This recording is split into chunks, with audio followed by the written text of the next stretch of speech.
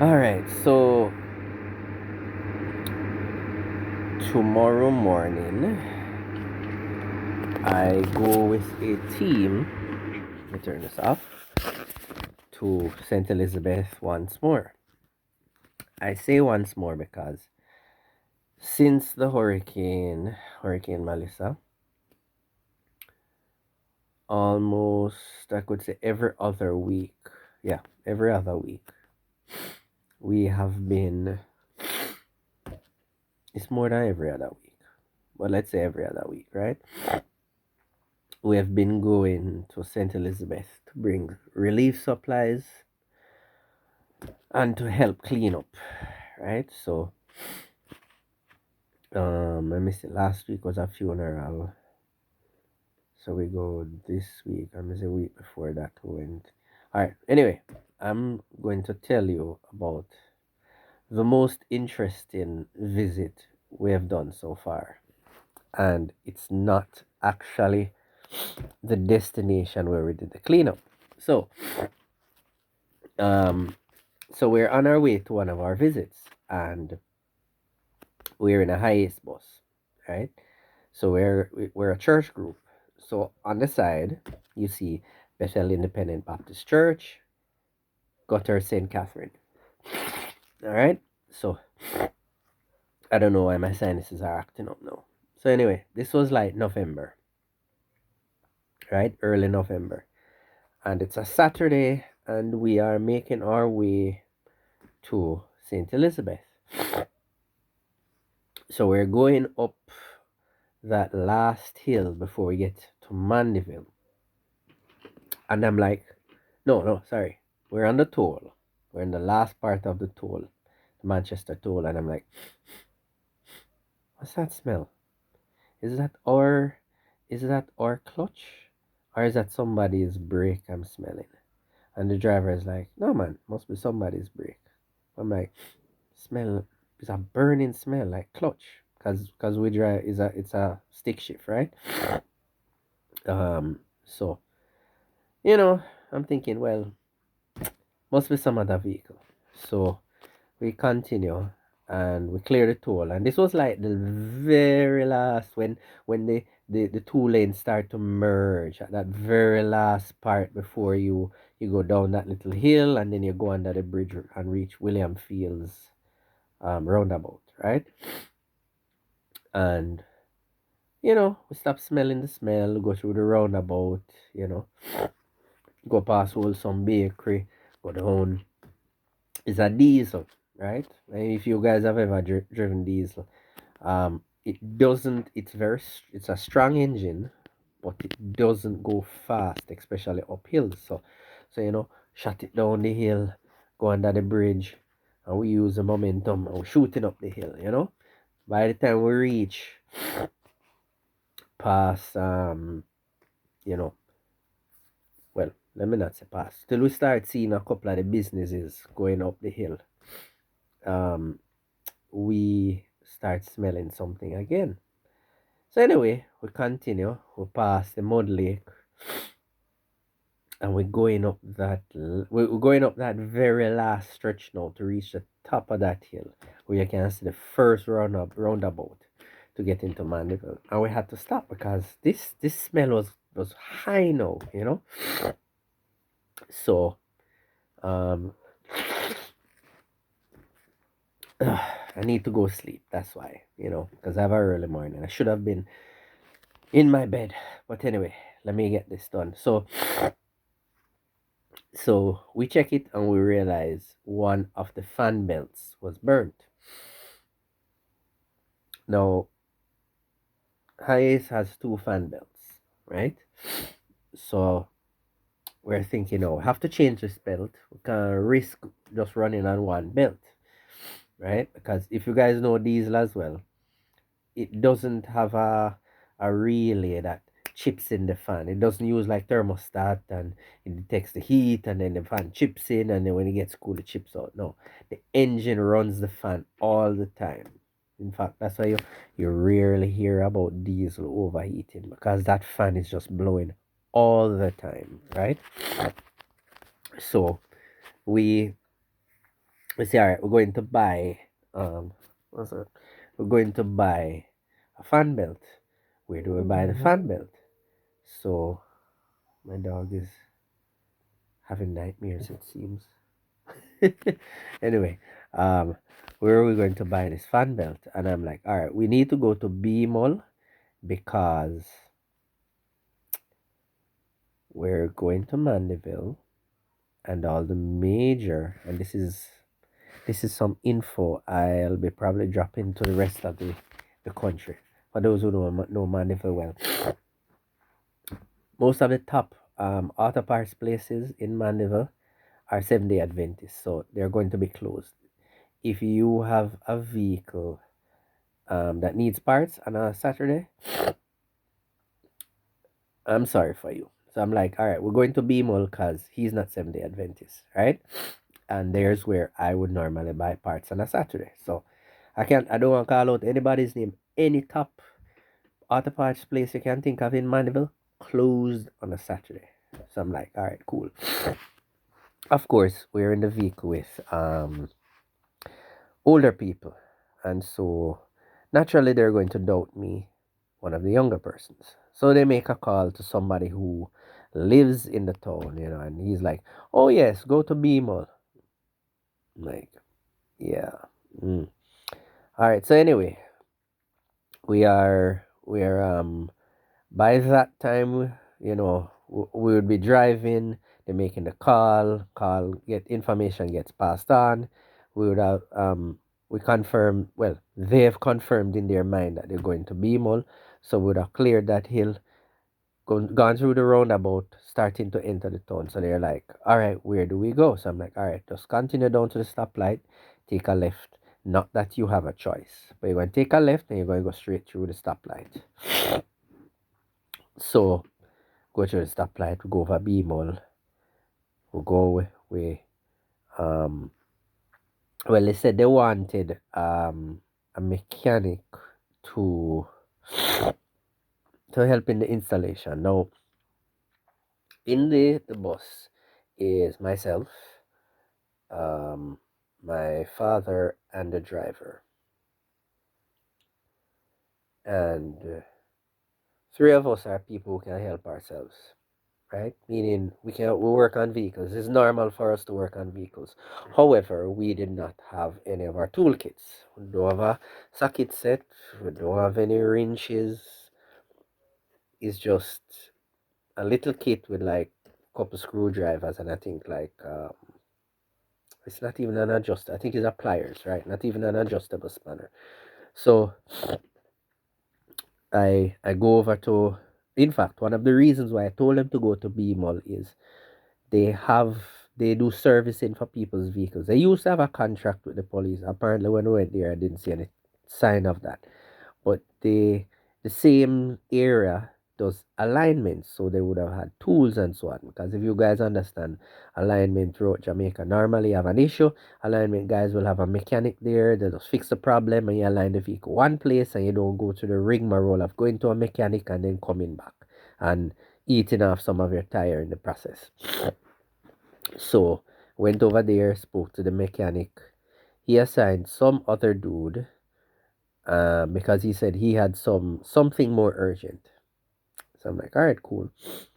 So we get the belt off, the good belt, because the other one is like trashed out. There's no way to detect the part number on that, right? So we take off the other belt and we go in, we buy our belt, get our belt, ready now, trying to put this thing on. And the mechanic, he's baffled. Well, the replacement mechanic, substitute mechanic, he's baffled, and he's there wondering what to do. Mosquitoes, leave me alone, right? And so he's he's taking his view from different angles, and eventually he disappears. So what did I do? I go to the mechanic and I explain to him that um Sleepy has disappeared, right? Sleepy has disappeared. So the mechanic is called Bugsy or something like that, right?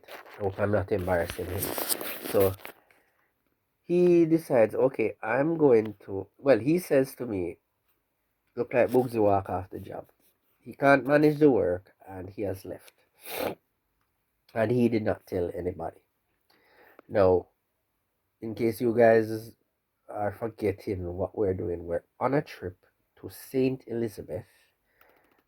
We are actually going to a place named Cheltenham, which is when you go, I think it's Middle Quarters.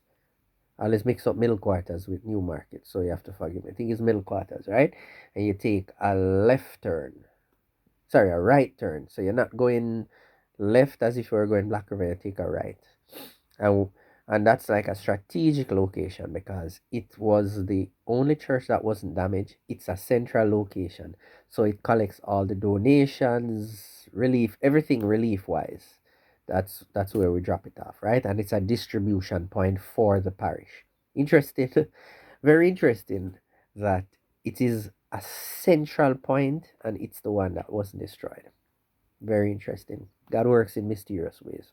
So anyway, um, in the back, well, under every seat is a case or two or three of water. Meaning, if you guys know how highest buses are, you can fit if you turn it long way. Yeah, you can fit like three of them under each seat.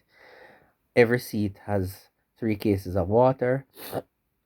Back seat has like four um, cases of water piled on top of the back seat and the one in front. Cases of water, buns, breads, um, you call it bleach, disinfectant, liquid soap. I was trying to remember if vinegar was in there. Man, canned foods of all type, bully beef, and a whole variety of things, right? And those vehicles, and well, you guys may be familiar with this practice in Jamaica where we'll buy highest buses that are made for commercial use, and we'll buy, and because they're made for commercial use from the factory, they don't come with seats, and then people ship them down and build seats for them, and those buses are tough, right? They're built for commercial transportation, and so they handle load very well, and they last for forever, right? As I said, it's a diesel, right? So we've had this thing for like uh, 30 years. Is it 30? Let me think. Yeah, about 30 years. Yeah. Maybe 32. Yeah, but anyway, in that region, right? And it's going good. The body is rotting a bit, and we do body work on it from time to time. It's going good. So something like this we're expecting. I mean, fan bells come and fan bells go, right? So Sleepy has abandoned us, and Bugsy comes and he's trying to get the belt on, but it's tricky. So he has his tools, and I'm there making jokes. I'm like, all we're doing is really renting this guy's tools because any one of us here could have put this thing on, but we have no tools. So anyway, I'm walking around looking in B Mall because they have a nice bunch of stuff. Reminiscing on old times because the new parts used to be just like most parts place. You have a separate section where you go and all the quote unquote junkies there. You ask somebody and they'll search for it and then they mark the part and you go and you pay for it. Now everything is done on the inside, but the stuff is still out there. So I take a seat on one of the nice comfortable chairs with nice recline and everything, and I'm just enjoying it, sitting down and relaxing and resting my feet. And I'm like, this is comfortable. I could just buy this and put it in my old car, it would be comfortable. So anyway, They're struggling. The mechanic, he's getting even. It's something almost like a crowbar, but it's for mechanics, and he's putting pressure on the engine to slide the belt on because of the different. There are a bunch of different pulleys in there, right? So you have to you're trying not to pull off every damn thing, right? And so um it's a struggle, and they're doing it, and I'm talking to two young men that came on the trip. So we're talking about a myriad of stuff, right? And I'm talking about old times and me visiting Mandeville, looking for girlfriends, and you know, coming to that same parts place, buying parts of my car and stuff like that, right? And I see Mr. Mullins. So I'm like, hey, Mr. Mullins. So this guy doesn't know me, but being the pleasant person he is, he says, how you doing, sir? I'm saying, yeah, man, we're talking, and he says, everything good? I'm saying, yeah, man, our bus is over there. We had a fan belt break, and we bought the fan belt, and we're putting it on, yeah. We're using one of the mechanics. I'm like, all right, good, cool, yes, man, I'm like, and having known his story, I always see him, but as I say, it's not like he's my bro, I'm just being pleasant. So anyway, we're there talking, and he was saying to me, you're reasoning with the youths. I'm like, yeah, man, yeah, I'm like, cool. And so we're there, we're reasoning, and every now and again we go and we check on the bus, and it's a struggle. We're like, why is this thing giving us so much trouble? Now we left Old Harbor 8 o'clock, right? They would have given us. Our plan was to originally to drop off supplies, but we want to drop off the supplies, and then while we're underground, start helping different churches do cleanup. And then there are some people who don't have roofs at their homes who would want to go and help, right? Because we had a crew of people already committed to traveling. So it would be a dual thing, because we're not the type of people to just drive somewhere just to drop off supplies. We actually need to help people, right? So so that is always a part of the plan, but the main aim is to drop off the supplies, and then we see how we can help with cleaning up, and which we're just always keeping in mind that it's multiple locations, trying to give as much help as we can while we're there. So that's why we leave this early. And so we're there. And in fact, when we had the vehicle issue, it was about, we had some delays because we picked up a couple of people. It was about 9:40 a.m. And 10:40 we're still at B Mall. And 11:40 we're still at B Mall. 12:40 and we're still at B Mall. And the thing is, we get the fan belts on, but we can't start the bus because I'm there reasoning with the young guys, and I see smoke coming out. I'm like, okay, the bus has started because it's diesel. It gives us a bit of smoke, and I'm like, that's completely natural. We recently changed the muffler pan, the drum, right? So I'm like, all right, some black smoke coming out at the start, perfectly fine, right? But when me and the young guys go over there, we're like, how come the bus is not running? I thought they would have said, okay, everybody load up, let's go. Bus can't start.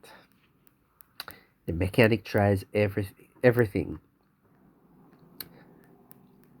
Um, the driver is an experienced driver. He drives like trailers. In fact, he's not like a young trailer driver. He's a mature trailer driver. He drives when he's When the trucking company he works for, well, he's actually supervisory level. When the trucking company he works for is doing big jobs like heavy equipment to ATI in the grill, he's the one that does it. When huge containers of like heavy duty equipment is going to like Red Stripe and it's coming from the wharf and Red Stripe book out the entire toll road, he drives and goes to the toll booth and then moves the barrier and does a U-turn in the toll road and drives to 3 Mile and drop off those big equipments. This guy's seasoned, right? He's been driving for years, knows quite a bit of mechanic after driving all these years. My father, seasoned driver of, I don't even know how many, like, it's 50, 5, 60 years. I don't even remember. I'd have to check. This dude's been driving a long time. Okay, more than 50 years, right? Um, and he's been driving when cars were more primitive, not primitive, were more um, what would you say, problem prone. So this guy can pull, he can pull down a car, pull down an engine, fit it back up, right? And then there's a mechanic who is a mechanic. And then there's me who has been working on my car. Any vehicles I drive, I've been working on them for the last 20 something years. Can't put an exact number on it. Right? In fact, I've dealt with so many electrical issues that I started taking a more electrical approach. While most people, including mechanics, take a mechanical approach. Somebody who's an auto electrician who is a mechanic will oftentimes try and more troubleshoot the electrical side. So I'm going out there, checking for all the different fuse boxes, found a relay box. I'm like, no, this is not it. If it is a, well, here's the thing. Based on the dashboard, it was not a relay problem. So I knew it was either a fuse problem that went to the starter, or Toyota has this thing that it can shut down power to ignition to protect its circuit. So I'm like searching through, trying to find this thing because this thing is um, cranking powerfully. It's just not starting. So I'm checking that. I can't find the fuse box. People are just searching all over. So we're there. From the thing is, if you know how many buses are, you flip up the front seats and you get to the engine. So there's limited room there. So when I do my checks, I have to back away. Somebody else goes, does their check and all of that. And 1:30 comes and we're still at B-Mall. And Mr. Mullins sees me and say, "You guys not gone yet?" So I'm like, "No, they're not gonna explain the whole thing." And so he says, "I have a bus, I can't lend on it, So I'm like, yeah, why not? So he speaks to some people, and he speaks to some persons. Well, speaks to an elder in our crew, right? And talks to her and makes all the arrangements. He comes to me. He gives me the insurance, licensing, and all that stuff, all the paperwork. I take it and I put it in the visor. I'm like, I'm not keeping that on me. I want it to be accessible to the driver and just accessible. Don't keep it on me. Wise choice. Because um well, even before I put it in there, the bus, he sent someone for the bus parks in front of the store.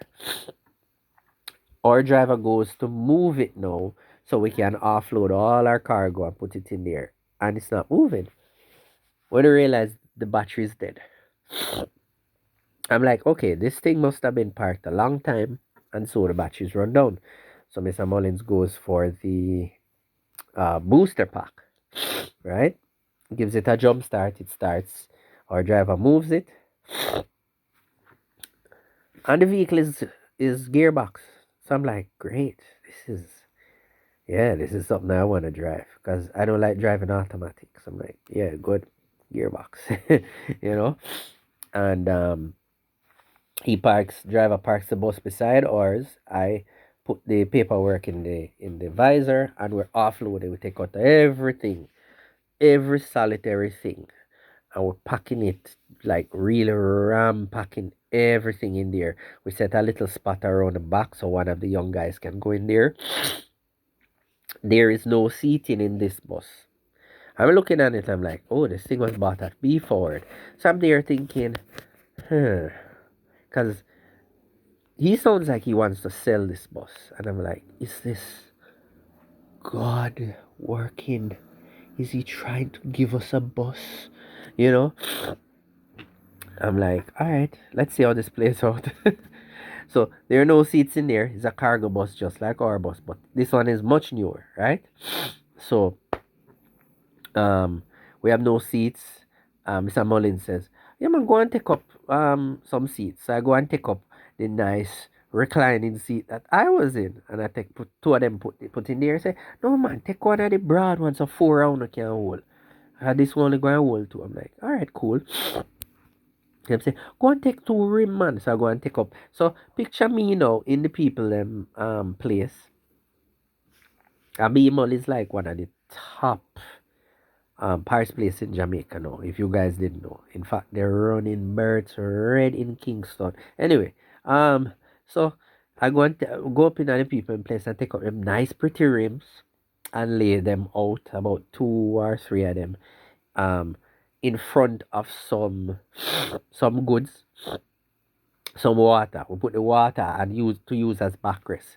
And I take one of those back seats and I lay it out and I sit on it. I'm like, yes, four we can hold on this. All right. I will put some water in front. I'm like, that'll be a tight squeeze, but yeah, this can work. And I'm telling our driver already, and we had worked out who goes where, who is going to stay back and troubleshoot the bus, and who is going to go. So I'm in the bunch of people who are going to go.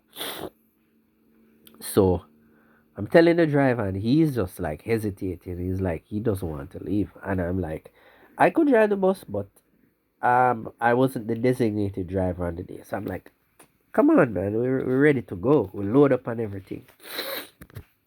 And we're there, ready to go.